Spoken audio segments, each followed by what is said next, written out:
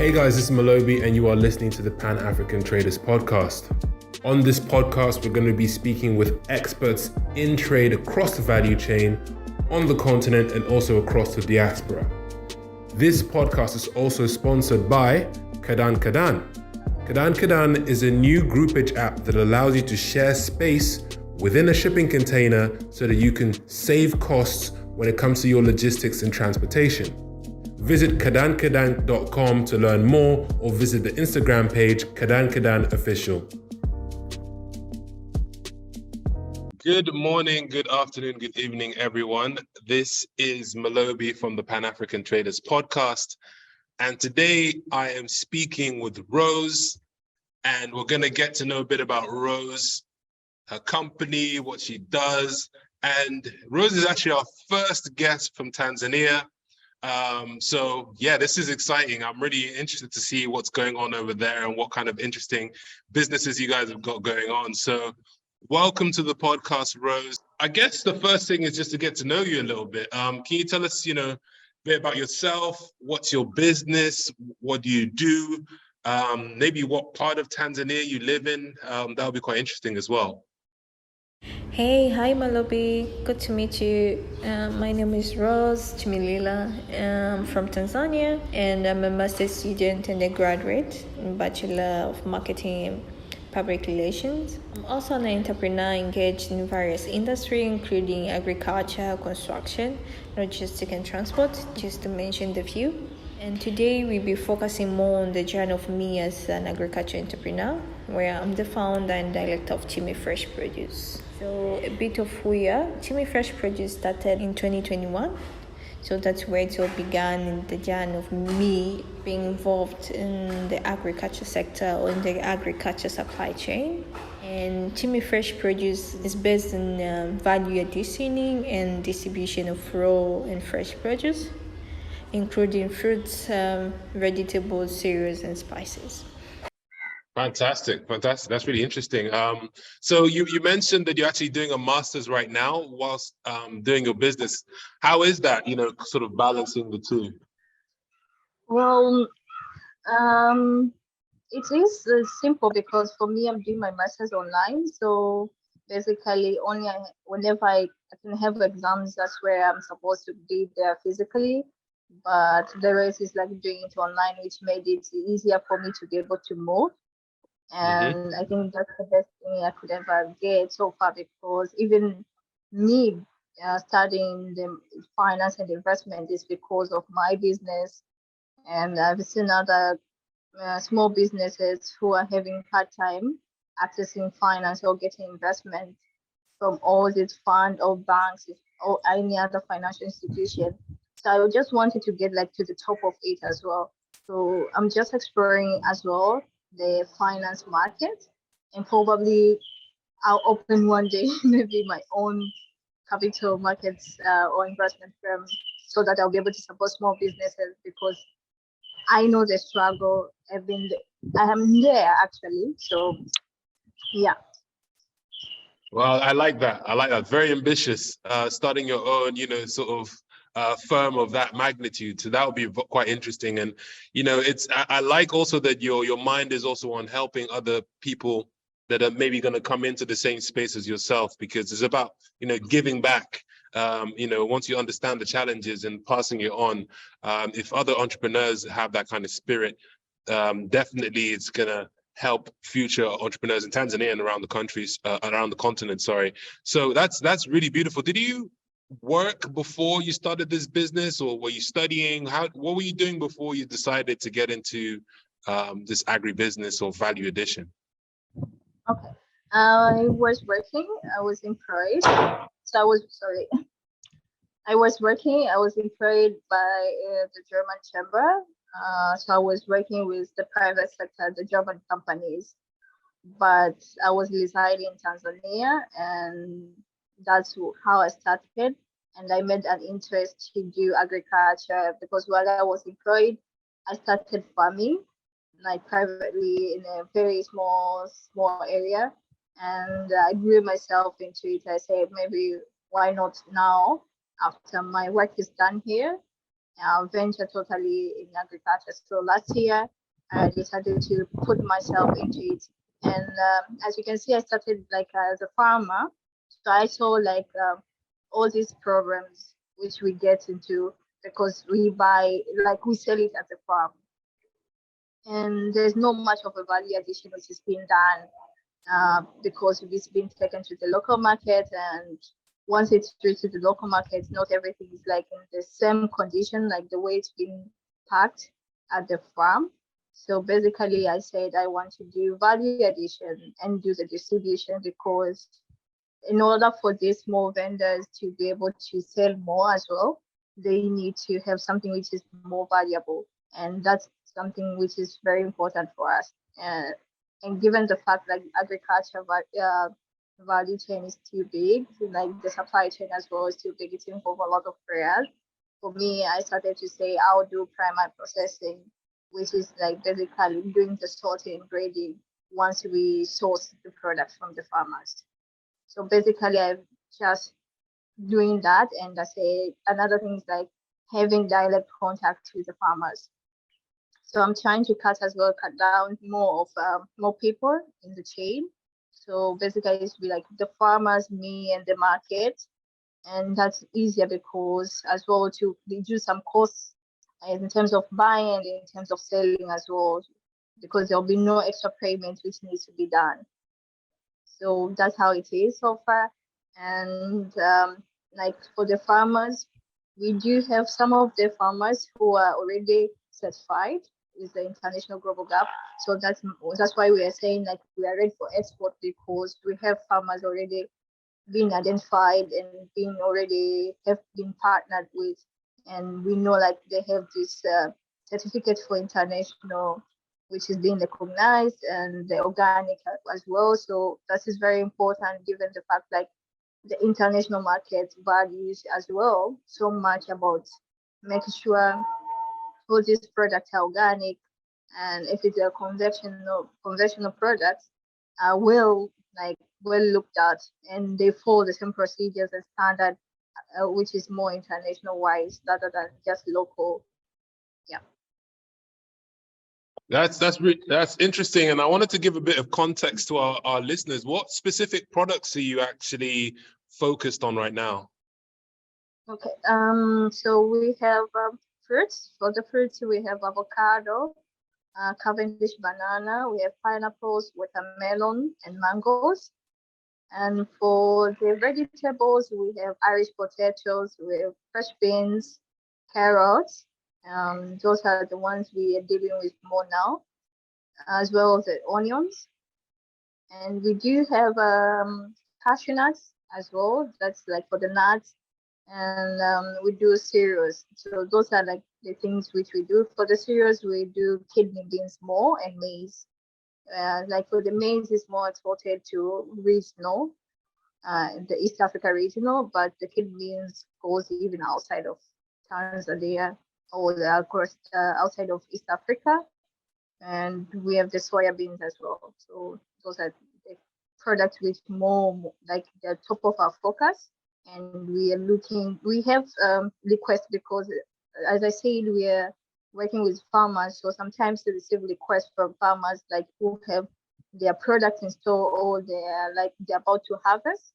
So we have received a number of requests on spices as well. So now we are considering the spice market.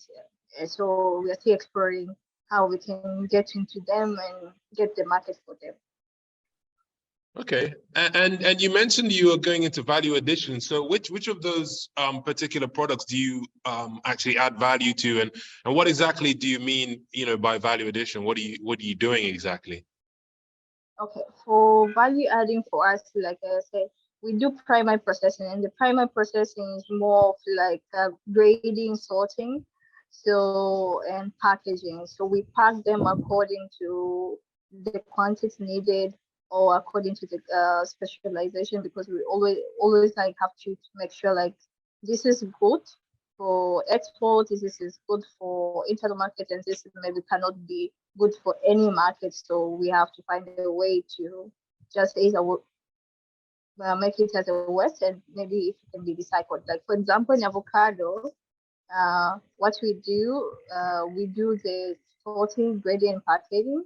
So we pick the best ones, and there's some which we say reject avocado. So these reject avocados, which can be sold internal in the market, as well they are being used for oil, so oil pricing.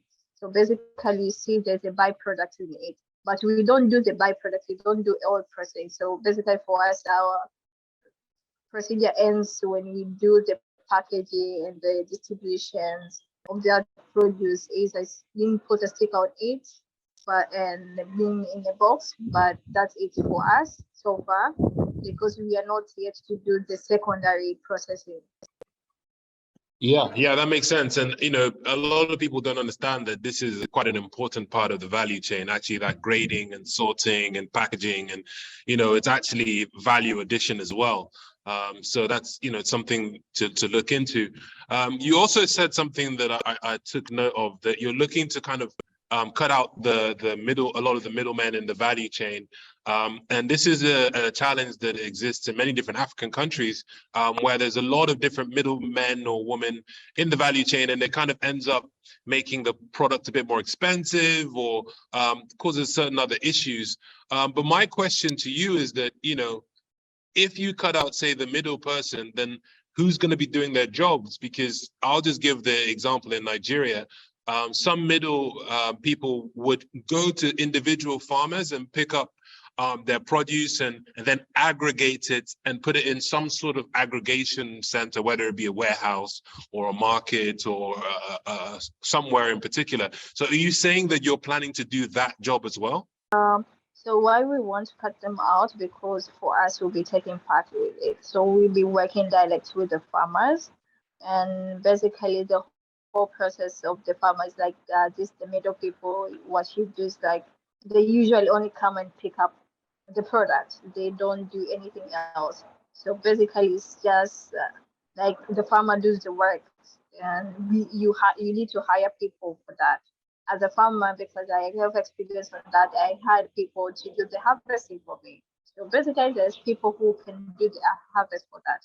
And for us, as like Team Fresh Produce, what we're looking to is like having people on the ground, especially expertise, because once we are saying we are exporting to international market, uh, even the internal market is competitive, but how competitive are we going to be if we don't have someone on the ground who makes sure like the quality of the produce which we want is good?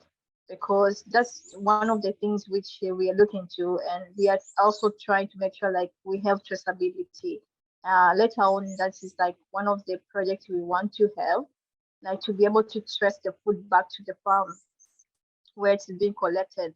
So even in case of anything, even if there's any poison happens at the end to the consumers, we will be able to trace it back, like which batch and which farm, so that we'll be able even to discuss with the farmers, like what is the best way forward if there is any contamination in the soil, or we have to look into the fertilizer or any kind of inputs they use, so that we make sure like this does not happen again. That's why we want to make sure like all the aggregation parts and everything else will be done by us, so that we make sure like whatever is being bought to the market is in good quality and very healthy for human consumption. Okay, that makes a lot of sense, actually. And, it comes from, someone actually having some farming experience and being on the ground to know what actually needs to be done, which is good that you actually have some experience as well. I wanted to learn a bit more about, how you sort of learned a lot of the things that because, a lot of people, they get out of a, typical job and they don't really know where to start. So did you have any trainings around agribusiness, agriculture, or, where do you get most of your information from? Were you just learning online? Like, where are you getting this information?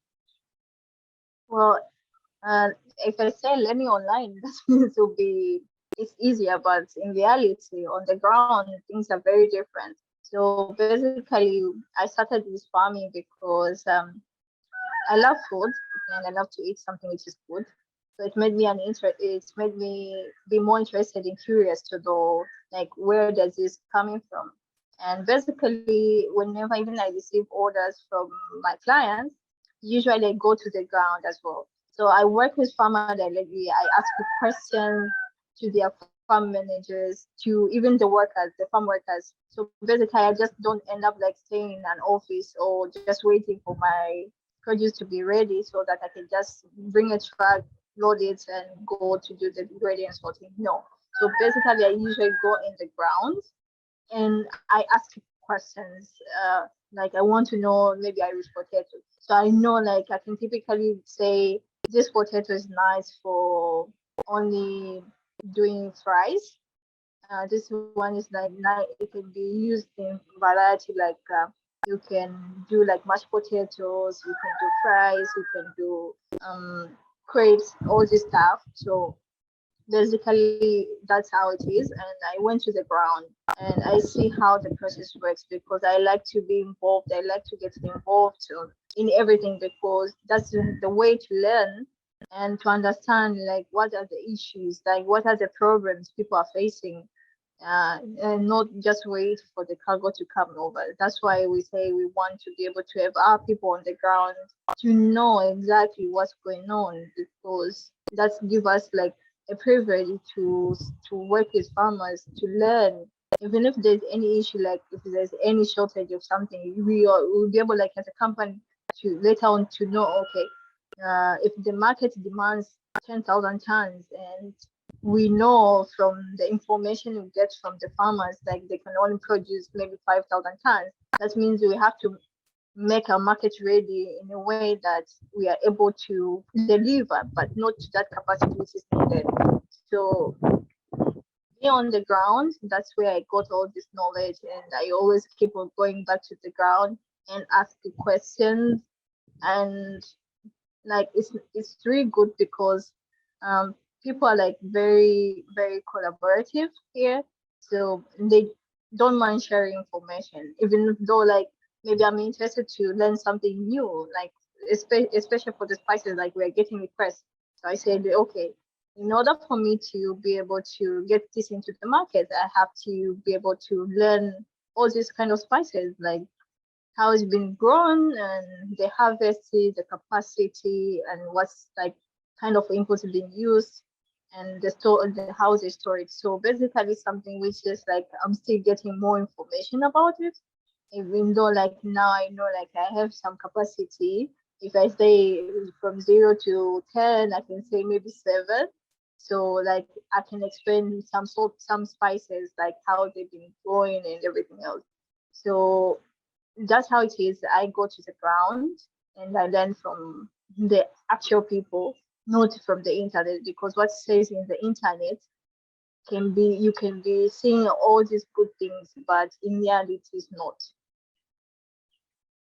That's well said. And I honestly encourage people that are listening that want to buy fresh produce to reach out to you because I've spoken to many different, let's say, exporters of goods. And a lot of the time, they're not connected to the farm. I don't want to get too much into politics, but I know that you had a former president that passed who was loved by some, I guess. I don't know how many Tanzanians really loved him. And so I wanted to learn about, what the current kind of business environment is. Like, are the roads good? Like, let's say someone wants to invest in Tanzania. Do you have great roads? Do you have infrastructure? Do the ports work efficiently? Can you tell us a little bit from your experience, obviously, in the country? Okay. So basically for us, the roads are okay so far now because the many are under construction, and I think especially for me for the when I was dealing with agriculture, we were before there was it was very difficult to get some in some places, but now there's roads like everywhere, and they're trying to make sure like they get into all these kind of villages if in terms of sourcing.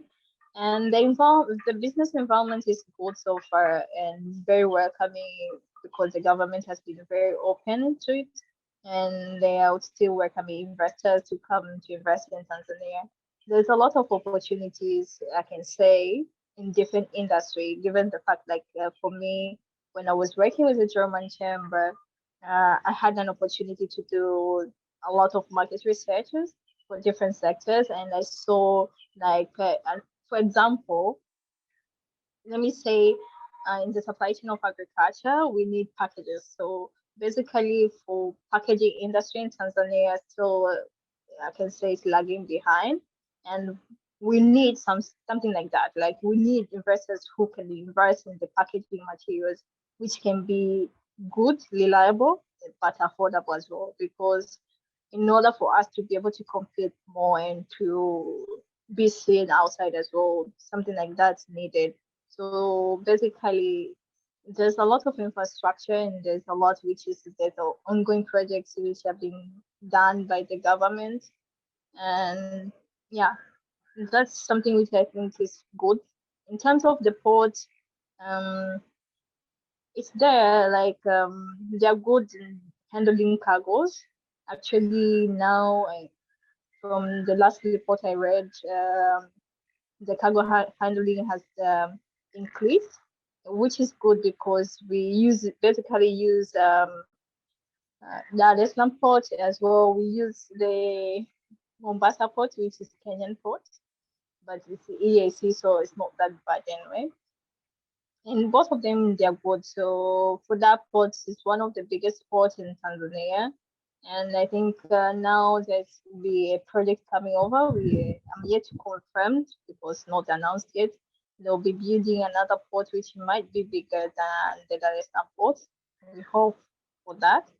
So that means there'll be more business to be done here. So a lot of investment, and yeah.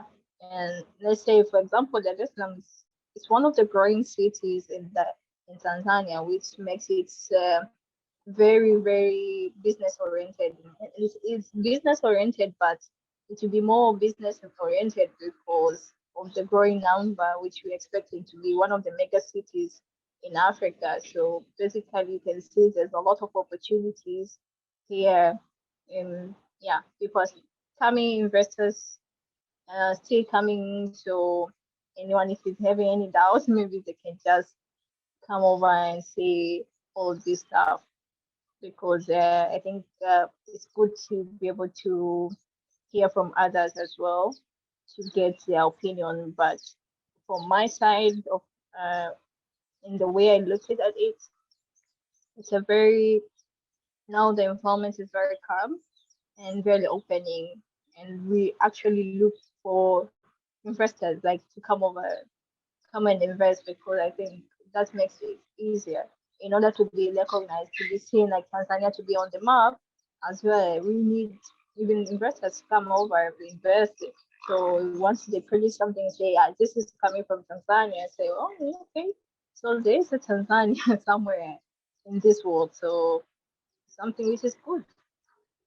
That's amazing. That's amazing. And you know, the fact that you've had so many good things to say means that there's actually good, because most people are quite critical of their own countries. So you know, I mean, it sounds like things are going well. And to be honest, in the news, I hear of, you know, products that Tanzania is shipping out, even products that were more conventionally known as like West African exports, are being done in Tanzania as well. And combine that with, you know, you guys getting into avocados. I think in the agribusiness space, Tanzania is actually doing very, very well.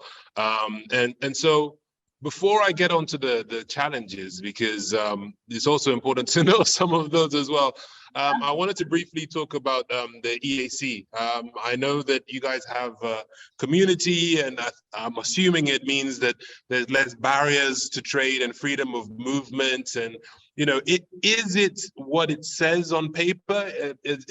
Do you have issues at the borders between Tanzania and, let's say, Kenya and other East African communities, or is it not? So what's the real situation on the ground?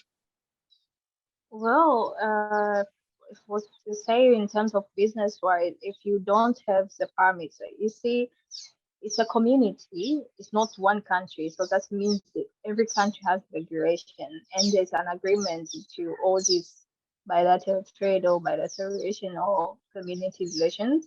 So basically, sometimes people have issues because you don't have maybe the permits, and maybe there's a little bit of diplomas which is needed in somewhere at the border, in one way to another, because I think it's more political, so I cannot comment much. But so far, we don't have much of a problem or issues, especially if you have all the permits needed for you to export either maybe to Rwanda, if you are exporting to Kenya, Uganda, or Burundi, whatever. But if you don't have maybe some of the documents, sometimes that hinders you to be able to export to another country. And it's the same, I think, for them as well. So basically, it's both ways. It's not like just like a one-way thing. So if one follows the rules, it's easier.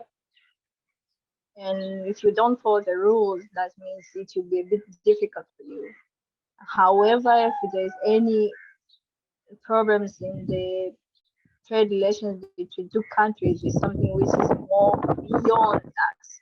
So it's something maybe can be resolved not by us, by the head of states. Those are things which are beyond us. But that rarely happens. So for me, I see it's like sometimes, yeah, people like, okay, we cannot import this, they cannot export this, and maybe because we don't meet as well the standard they want. Because and like I say, it's like communities and everything else has barriers, has their own regulations. So if you don't meet some standard as well, they have the right to say no to you, and you will need to be able to accept that. So in order not to get a no, you have to make sure like you are in that standard. So if they say no, you don't qualify, you have to ask, because now I meet these standards and I have this and everything you need. So maybe you give me a reason, like a concrete reason, like why not. But if I need, that means it's something which it's a good to go thing. Well said, well said. So make sure you have your documentation as a summary of that, and you won't have issues at the borders. So I guess the last question before we kind of round things up is, every business has challenges, right? So what are some of the challenges you've experienced maybe for your business, whether it's to do with the Tanzanian thing or just to do with supply chain or to do with the farmers, like anything? Like what are some of the challenges that you think that if other kind of people stepped in, you could maybe improve the situation for businesses like yours in particular? Okay. So for us, like right now, we have a lot of challenges. One in terms of the supply chain, like the farmers, we do have farmers, but they do not have enough capacity to produce what we want, and we really want to empower them so that they be able to meet the quality and the quantity which we need, because if we say quantity, yeah, you can get a lot of quantity, but quality is something which is different. So basically, we don't have enough of that. We only have few, so that means even when we collect it, still we might have some shortage in some of the things, like some of the produce. Another thing is like having more technical expertise, because I need more expertise, especially in the agribusiness. Those like the farm manager, but who can be able to do quality analysis, because quality analysis and insurance, because for me, I'm looking to more of that. And we don't have that. So like I'll need more resources in terms of that. And it's not like a one day thing. So basically that's one of the challenge another challenge we have. And another challenge is like the finances, because so far now we are exploring with some other financial institutions how we can be able to navigate and be able to get support from them, so that we'll be able to grow our business operation, because now we don't have a warehouse where we'll be able to store some of the produce. So means like whatever is being produced, it will be still fresh, it will need to be packed at the same time, and it will be like need to go like direct. So there's no storage. We don't have any storage houses which we can be able to store our produce once it's been sourced like from the farmers. So that's another one thing, and another thing is to be able to supply because, for example, this year when I said open up to the international market, I received a lot of requests. People maybe want 10,000 tons of say soybeans, and they want to do only let LC. So basically, I cannot like supply 10,000 of tons with an LC. Basically, you need to have support. And most of the banks here, and the microfinances, which I talk to, they always say if the buyer is willing to pay or meet halfway, then we'll be able to support.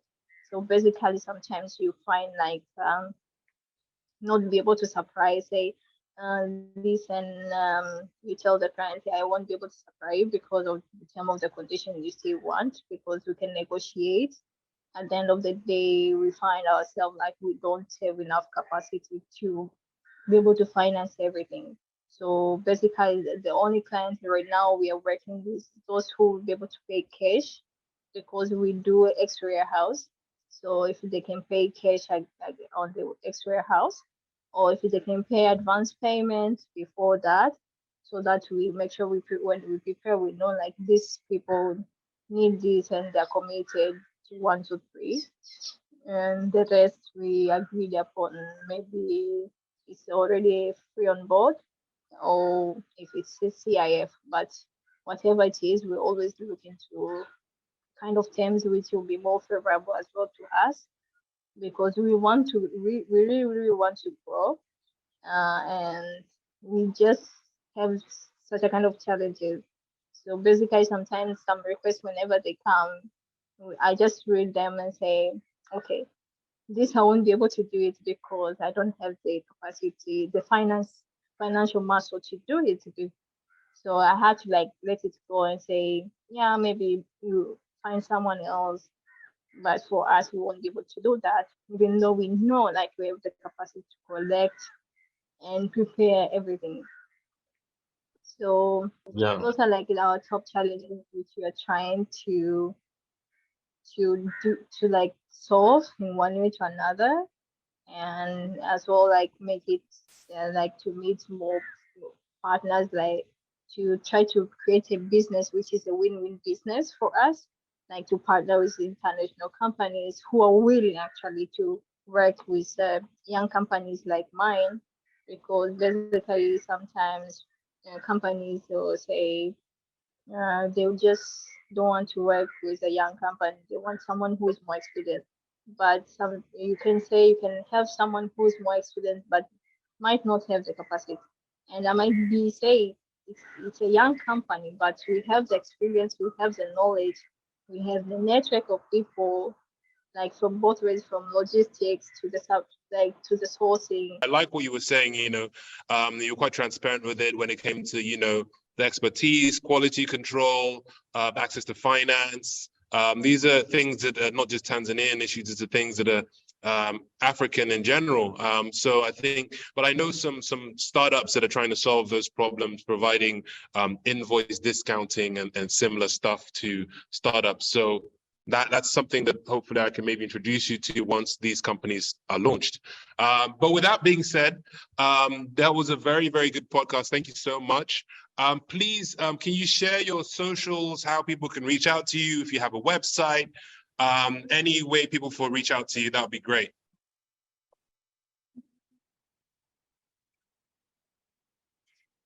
Our website is www.jimmy.co.tz, and I'm available on LinkedIn. So we have my personal page, like as Rose Melila, and we have our business page, which is Jimmy Fresh Produce.